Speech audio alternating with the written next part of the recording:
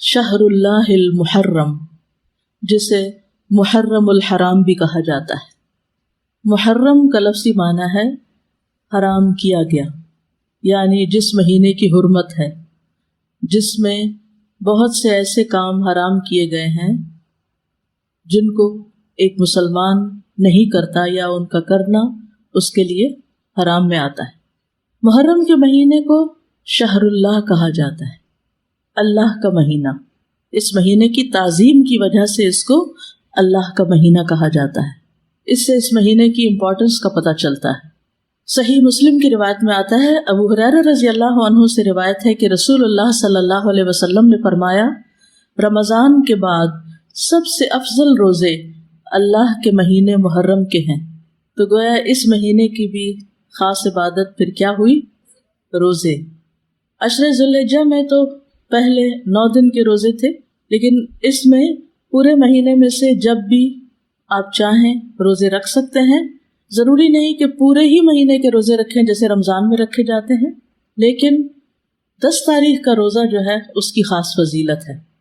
محرم الحرام کی ایک اہمیت کی وجہ یہ بھی ہے کہ یہ ہجری سال کا پہلا مہینہ ہے، تو یہ مہینہ عظمت اور برکت والا ہے اور حرمت والا ہے۔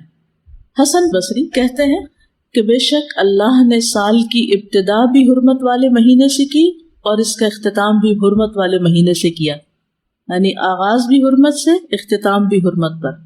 سال میں رمضان کے بعد اللہ کے ہاں محرم سے بڑھ کر عظمت والا کوئی مہینہ نہیں۔ تو اس سے کیا پتہ چلتا ہے کہ اگر جس کام کے آغاز میں اور جس کے اختتام پر خصوصی ہدایات دی جائیں اور اللہ سبحانہ وتعالیٰ کی عبادت اور خصوصاً روزے وغیرہ کی عبادت کی طرف متوجہ کیا جائے تو سال بھر بھی پھر اس کی عادت اپنا لینی چاہیے۔ نئے سال کا آغاز جو ہے وہ دعا سے کرنا چاہیے۔ عبداللہ بن ہشام سے روایت ہے، وہ کہتے ہیں کہ جب مہینہ یا سال آتا تو رسول اللہ صلی اللہ علیہ وسلم کے صحابہ یہ دعا اس طرح سیکھتے جیسا کہ وہ قرآن سیکھتے، اللہم ادخلہ علینا بالامن والایمان والسلامت والاسلام وجوار من الشیطان ورضوان من الرحمن۔ اس کا معنی ہے، اے اللہ اس مہینے کو یا اس سال کو ہمارے اوپر امن اور ایمان، سلامتی اور اسلام کے ساتھ، شیاطین سے بچاؤ یا شیطان سے بچاؤ اور رحمان کی رضامندی کے ساتھ داخل فرما۔ محرم کا مہینہ چونکہ حرمت والا مہینہ ہے تو اس مہینے میں خاص طور پر آپس میں ایک دوسرے پر ظلم کی ممانعت ہے۔ قرآن مجید میں آتا ہے، ان عدت الشہور عند اللہ 12 شہرا فی کتاب اللہ یوم خلق السماوات والارض منها 4 حرم ذلك الدین القیم فلا تظلموا فیہن انفسکم۔ بے شک مہینوں کی گنتی اللہ کے نزدیک اللہ کی کتاب میں 12 مہینے ہیں، جس دن سے اس نے آسمانوں اور زمین کو پیدا کیا، ان میں سے 4 حرمت والے ہیں، یہی سیدھا دین ہے، سو ان میں اپنی جانوں پر ظلم نہ کرو۔ تو میسج کیا ہے؟ فلا تظلموا فیہن انفسکم، اپنے آپ پر یعنی ایک دوسرے پر ظلم نہ کرو۔ تو کیا نہیں کرنا اس مہینے میں؟ ظلم نہیں کرنا۔ ظلم کی کون سی شکلیں ہوتی ہیں؟ ظلم ہوتا ہے کسی کو اس کے حق سے محروم کرنا، کسی کا حق چھیننا، کسی کا حق مارنا۔ اس کا یہ مطلب نہیں کہ باقی مہینوں میں ظلم کر سکتے ہیں، اس کا مطلب یہ ہے کہ دوسرے مہینوں کی بنسبت ان حرمت والے مہینوں میں ظلم بہت بڑا گناہ اور بوجھ ہے۔ اگرچہ ظلم ہر حال میں بہت بڑا گناہ ہے، مگر اللہ جس کام کے گناہ کو چاہے بڑھا دے، جیسا کہ اللہ جس کام کے اجر کو چاہے بڑھا دے، یعنی وہی نماز ہوتی ہے، وہی صدقہ خیرات ہوتا ہے، لیکن عشرہ ذی الحجہ میں اس کا اجر کئی گنا بڑھ جاتا ہے۔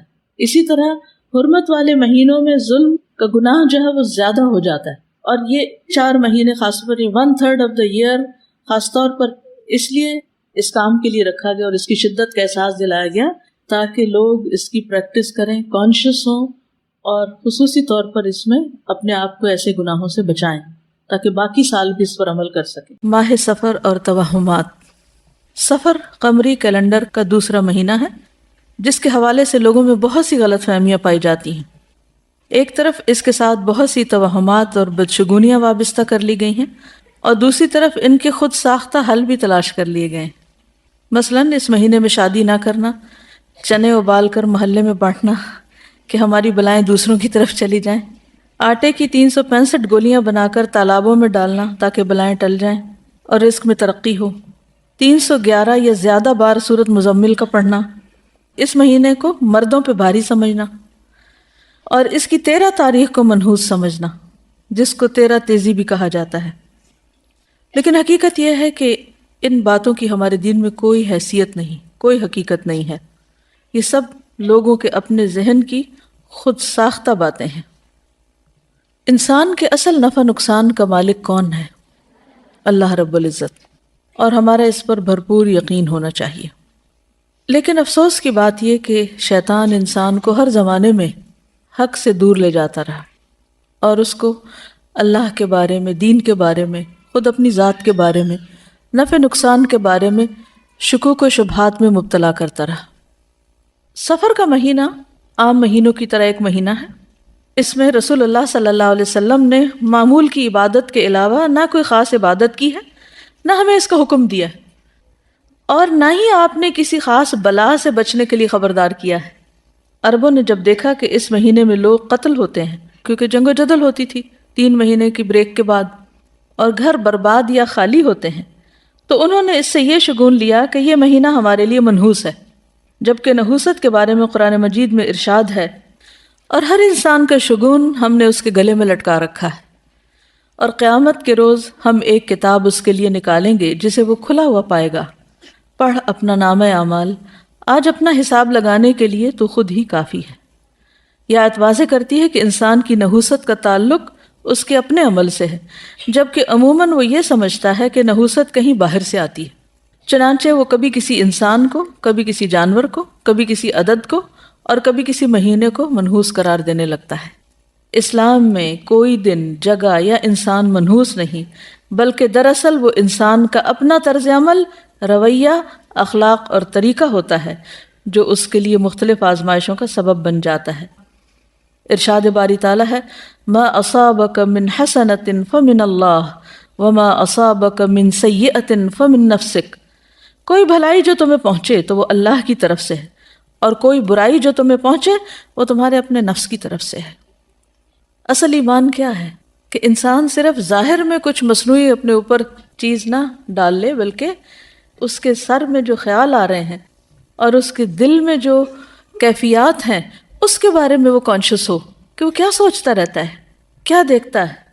انسان کا چہرہ جھوٹ نہیں بولتا، انسان زیادہ کچھ چھپا نہیں سکتا، اس لیے بہت زیادہ فکر کیا کریں اندر دل کی، وہاں نفاق ہے یا شک ہے یا حسد ہے یا بغض ہے یا نفرت ہے، کچھ بھی ہے اس کو نکال باہر پھینکے، کیونکہ قد افلح من تزکا وذکر اسم ربہ فصلی بل تؤثرون الحیاۃ الدنیا والآخرۃ خیر وابقی۔ دنیا کے سارے غم اور پریشانیاں یہی رہ جائیں گے، اصل فکر بس آخرت کی لگا لے، ایک فکر ہر فکر سے بے نیاز کر دے گی، ہر فکر کو کاٹ دے گی، اور وہ فکر آخرت ہے۔ تقویٰ میں، اللہ کے ڈر میں، دنیا اور آخرت کی ساری مشکلات کا حل ہے۔ تو ہم سب کو نحوستیں باہر سے نہیں اندر سے دیکھنی چاہیے۔ سب سے بڑی نحوست گناہوں کی نحوست ہے، اللہ کی نافرمانی کی نحوست ہے۔ جس جگہ پر نماز نہ پڑھی جائے وہ جگہ منحوس ہو جاتی۔ تو یہ دیکھیں کہ کہاں گناہ ہو رہے ہیں۔ اگر ہمارے گھروں میں ہر وقت میوزک بج رہا ہے، ہر طرف تصویریں لٹک رہی ہیں، اور رحمت کے فرشتے کہاں سے آئیں گے؟ خیر و بھلائی کہاں سے ہوگی؟ اگر رشوت کا مال آ رہا ہے، سود کا مال آ رہا ہے، حرام مال آ رہا ہے، کسی یتیم کی غصب کی زمین پہ گھر بنا کے رہ رہے ہیں، رحمتیں کہاں سے برسیں گی؟ نحوست تو یہ ہے، ان خرابیوں کی نحوست ہے، ان حرام کاریوں کی نحوست ہے جس کو ہم نہیں سمجھ پاتے، اور ہم بلیم کرتے ہیں دوسروں کو، اس نے نظر لگا دی، اس کا قدم ایسا پڑ گیا، فلاں کی وجہ سے مصیبت آ گئی۔ مصیبتیں اندر سے اٹھتی ہیں، ان کی فکر کرنے کی ضرورت ہے، ہر گندگی کو اپنے اندر سے نکالنے کی ضرورت ہے، چاہے وہ شرک کی گندگی ہو، جو قرآن مجید میں آتا ہے نا، فَاجْتَنِبُوا الرِّجْسَ مِنَ الْأَوْثَانِ، بتوں کی گندگی سے بچو۔ اگر گھر میں بت رکھے ہوئے ہم نے تو نحوست تو آئے گی، رحمت کہاں سے آئے گی؟ تو ایسا شخص جو برا شگون لے، اس کے بارے میں آپ نے فرمایا، جو شخص کسی سے بدفعلی پکڑ کر اپنے مقصد سے لوٹ آیا، اس نے شرک کیا۔ صحابہ کرام نے پوچھا، اللہ کے رسول صلی اللہ علیہ وسلم اس کا کفارہ کیا ہوگا؟ فرمایا وہ کہے، اللہم لا خیر الا خیرک ولا طیر الا طیرک ولا الہ غیرک۔ اے اللہ، تیری دی ہوئی بھلائی کے سوا کوئی بھلائی نہیں، اور تیری فعل کے سوا کوئی فعل نہیں، اور تیرے علاوہ کوئی معبود نہیں۔ اب یہ شرک کیسے ہوتا ہے؟ مثال کے طور پر ایک شخص گھر سے نکلا، کالی بلی راستہ کاٹ گئی تو اس نے اسے منحوس سمجھا اور وہ گھر واپس آ گیا، کام کے لیے گیا ہی نہیں۔ اسی طرح آنکھ پھڑکنے سے خوف زدہ ہو جانا، یا ہاتھ میں کھجلی ہونے سے امید لگا بیٹھنا کہ آج مال ملے گا، یا جوتے پہ جوتا آ گیا تو سفر پیش آئے گا۔ رنگوں سے شگون لینا بھی ہمارے معاشرے میں عام ہے، مثلا سیاہ رنگ نہ پہننا کہ بیمار پڑ جائیں گے۔ ہمارے خاندان میں سیاہ رنگ جو ہے وہ ایسے اور ایسے اثرات رکھتا ہے، اس قسم کی باتیں کرتے ہیں لوگ، یہ رنگ ہمیں سوٹ نہیں کرتا۔ یا یہ کہ احترام کے منافی کیونکہ خانہ کعبہ کا غلاف کالا ہے، سب جوتا نہ پہننا کہ بے ادبی ہوگی کیونکہ گنبد کا رنگ سبز ہے۔ تو یہ خود ساختہ طور پر کچھ چیزوں کو حلال یا حرام کر لینا ہے، اس کی بھی ہمیں اجازت نہیں ہے۔ یہ سب وسوسے اور توہمات ہیں جن کی حقیقت اس کے سوا کچھ نہیں کہ شیطان انسان کو شرک میں مبتلا کر کے اس کے اعمال ضائع کروائے۔ یہ سب شیطانی حربے ہیں۔ یہ توہمات اور بدشگونیاں انسان کو اندر سے کمزور کر دیتی ہیں۔ انسان پر کون سا کام کر پائے گا کہ اگر ہر چیز کے ساتھ اس نے کوئی نہ کوئی فکر باندھی ہوئی یا کوئی وہم کرتا ہے۔ اس کے برعکس اللہ کی ذات پر ایمان اور توکل انسان کو جرت، بہادری اور اعتماد دیتا ہے، اسے جینے کا ڈھنگ سکھاتا ہے۔ چنانچہ ایسے کسی بھی خیال کو دل سے نکال کر اللہ پر توکل کرتے ہوئے اپنا کام جاری رکھنا چاہیے۔ عبداللہ بن مسعود سے روایت ہے کہ رسول اللہ صلی اللہ علیہ وسلم نے فرمایا، بدشگونی شرک ہے، بدشگونی شرک ہے، 3 بار کہا، اور ہم میں سے کوئی ایسا نہیں مگر اسے وہم ہو جاتا ہے، لیکن اللہ تعالیٰ توکل کی وجہ سے اسے دور کر دیتے ہیں۔ اس لیے ہمیشہ اللہ پر توکل کرنا چاہیے اور ان چیزوں سے باہر آ جانا چاہیے۔ کسی بھی غیر معمولی صورتحال میں ہر قسم کے شر سے بچاؤ کے لیے بطور علاج مسنون اذکار اور دعائیں پڑھنی چاہیے۔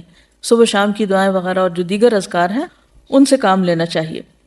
اشہب کہتے ہیں کہ امام مالک سے رسول اللہ صلی اللہ علیہ وسلم کی قول لا سفر، سفر کچھ نہیں ہے کے بارے میں سوال کیا گیا تو انہوں نے کہا کہ اہل جاہلیت سفر کے مہینے کو 1 سال حلال کر لیتے اور 1 سال حرام کر دیتے، تو نبی صلی اللہ علیہ وسلم نے فرمایا سفر کچھ نہیں ہے۔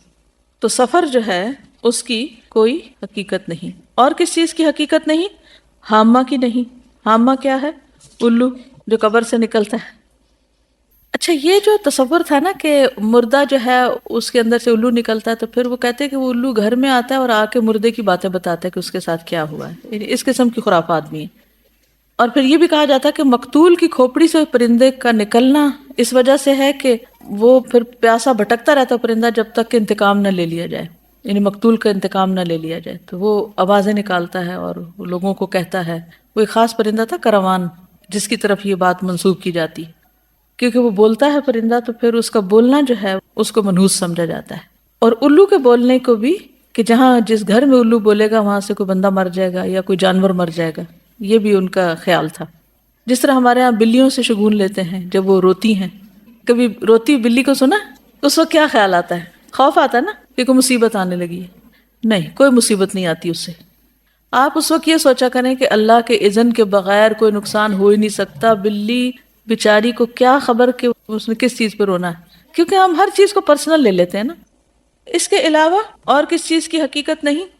یہ جو پرندوں وغیرہ سے بھی بدشگونی لیتے ہیں، ہاروسکوپ سے لیتے ہیں، وہ لکھا ہوتا ہے نا ہفتہ کیسا گزرے گا، تو اس میں لکھا ہوتا ہے بدھ کے دن آپ سفر نہ کیجئے کیونکہ حادثے کا امکان ہے۔ اب لوگ اگر اس کو سامنے رکھ کے اسکول سے چھٹی کر لیتے ہیں، تو اب آپ دیکھیے کہ دنیا کا تو سارا کام ہی ٹھپ ہو کے رہ جائے اگر انسان ان خرافات کے پیچھے چل پڑے، کس قدر نقصان دہ ہے۔ تو ایسا سوچنا اور ہاروسکوپ پر یقین رکھنا یہ کفر ہے، شرک ہے، اور کس قدر افسوس کی بات ہے کہ کھلے عام بعض اوقات ان چیزوں کو پروموٹ کیا جا رہا ہوتا ہے۔ اور اگر شرک ہو جائے، ایمان میں خرابی آ جائے، تو آپ سوچئے کہ پھر تو نمازیں بھی گئی، حج بھی گئے، عمرے بھی گئے، صدقہ خیرات، ہر چیز ضائع ہو گئی، کس قدر خسارے کا سودا ہے۔ ابو حسان کہتے ہیں کہ بنو عامر قبیلے کے 2 آدمی حضرت عائشہ کے پاس آئے اور کہا کہ نبی صلی اللہ علیہ وسلم کے حوالے سے ابو ہریرہ یہ حدیث بیان کرتے ہیں کہ گھر، عورت اور گھوڑے میں نحوست ہوتی۔ حضرت عائشہ غصے میں آ گئی، فرمایا اس ذات کی قسم جس نے محمد صلی اللہ علیہ وسلم پر فرقان نازل کیا، رسول اللہ صلی اللہ علیہ وسلم نے ایسی بات نہیں فرمائی، آپ نے تو فرمایا تھا کہ جاہلیت والے ان چیزوں سے برا شگون لیتے تھے، یعنی دور جاہلیت میں ان 3 چیزوں کو منحوس سمجھا جاتا تھا، کیونکہ آپ نے تو یہ فرمایا نا کہ کوئی بیماری لا ادوا یعنی کوئی بیماری متعدی نہیں، نہ برے شگون کی کوئی حقیقت ہے، اور نظر لگنا برحق ہے، نظر لگتی ہے، یہ آپ نے خود فرمایا۔ اب بتا دیا نا کہ کیا ہوتا ہے اور کیا نہیں۔ اور جہاں تک پرندے سے شگون لینے کی حقیقت ہے جو عرب کیا کرتے تھے، تو ابو بردہ کہتے ہیں کہ میں عائشہ رضی اللہ تعالیٰ عنہا کے پاس آیا اور کہا امی جان مجھے کوئی حدیث بیان کرے۔ ام المومنین تھی نا، تو اکثر صاحب ان کو امی بھی کہتے تھے، جو آپ نے رسول اللہ صلی اللہ علیہ وسلم سے سنی ہو۔ انہوں نے کہا کہ رسول اللہ صلی اللہ علیہ وسلم نے فرمایا پرندہ اپنی تقدیر کے مطابق اڑتا ہے، یعنی جہاں اللہ نے اس کے لیے مقدر کیا دائیں جانا یا بائیں جانا، وہ اس وجہ سے نہیں دائیں جاتا یا بائیں کہ وہ بتانا جاتا ہے کہ کسی کے لیے کوئی کام اچھا یا برا، یعنی وہ قسمت کے فیصلے نہیں کرتا ایک یا دوسری طرف اڑ کر۔ اور آپ کو اچھی فال پسند تھی، یعنی نبی صلی اللہ علیہ وسلم کو۔ اور جہاں تک اس چیز کا تعلق ہے کہ اگر نحوست ہوتی تو عورت گھر اور گھوڑے میں ہوتی۔ ان تین چیزوں کا ذکر کیوں ہے؟ بیوی، گھر اور سواری کا، کیونکہ یہ ہر ایک کی ضرورت ہے، اور عام طور پر انسان کا ان چیزوں سے واسطہ پڑتا ہے۔ گھر میں وہ رہتا ہے، ساتھ اس کا کمپینین، اور پھر باہر نکلے تو سواری۔ تو امام نووی نے مسلم کی شرح میں لکھا ہے کہ گھر کی نحوست سے مراد اس کا تنگ ہونا، برے پڑوسی اور ان کی اذیتیں ہیں۔ عورت کی نحوست سے مراد اس کی زبان کی تیزی یعنی بد اخلاقی، اس کا بے حیا اور بد کردار ہونا۔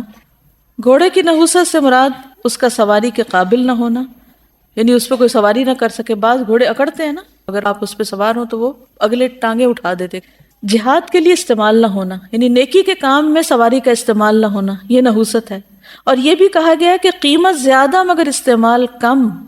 اسی طرح کوئی کام انسان کرنے کو نکلا ہے اور اس کام میں اس کے آخرت کے درجے بہت بلند ہونے تھے، لیکن اس نے کوئی ایسی چیز دیکھی کہ جس کی وجہ سے وہ پیچھے ہٹ گیا، تو اس نے ایک اپرچونٹی کھو دی۔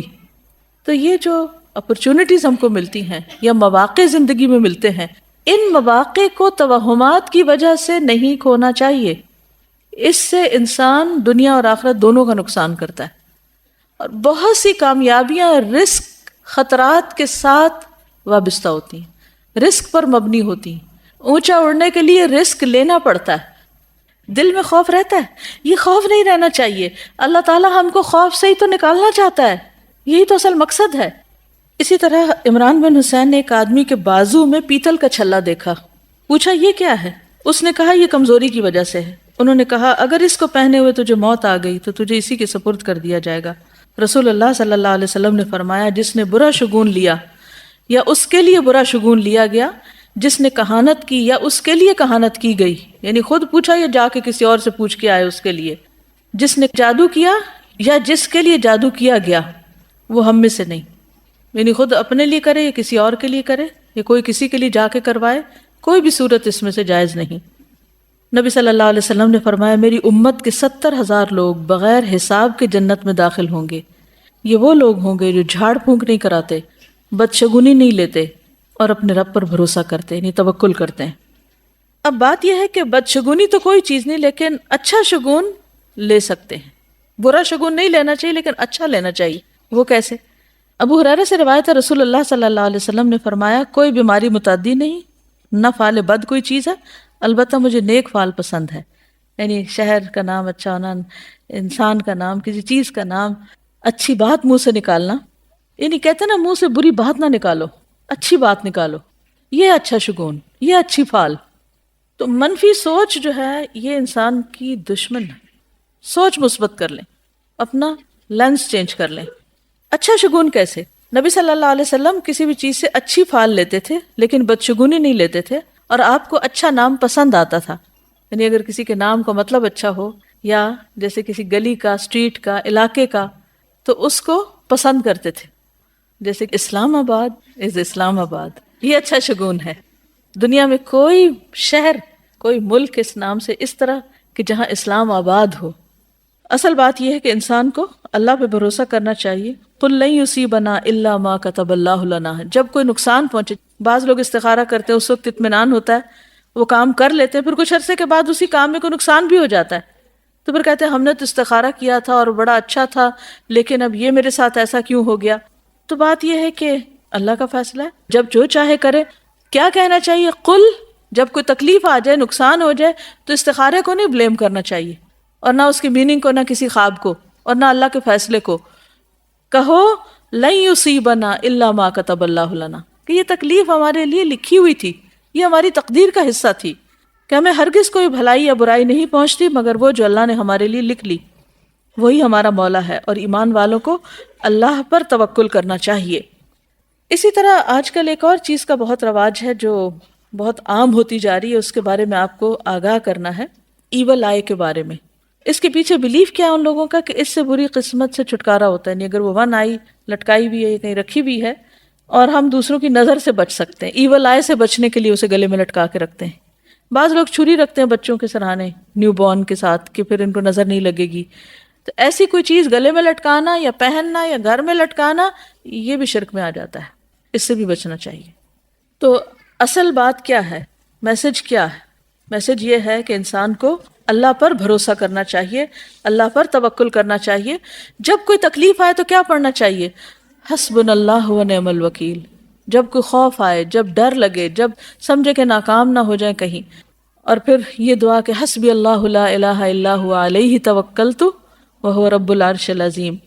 حضرت مغیرہ نے معاویہ بن ابی سفیان کو لکھا کہ رسول اللہ صلی اللہ علیہ وسلم ہر نماز کے بعد جب سلام پھیرتے تو یہ دعا پڑھتے تھے، لا الہ الا اللہ وحدہ لا شریک لہ لہ الملک ولہ الحمد وہو علی کل شیء قدیر اللہم لا مانع لما اعطیت ولا معطی لما منعت ولا ينفع ذا الجد منک الجد۔ اللہ کے سوا کوئی معبود نہیں، وہ اکیلا ہے، اس کا کوئی شریک نہیں، تمام بادشاہت اسی کے لیے ہے اور تمام تعریف اسی کے لیے ہے، وہ ہر چیز پر قدرت رکھنے والا ہے۔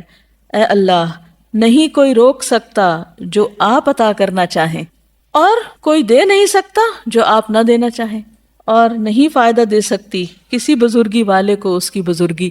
جو بندہ ہر نماز کے بعد یہ پڑھ رہا ہو تو وہ توہمات کا شکار نہیں ہوتا۔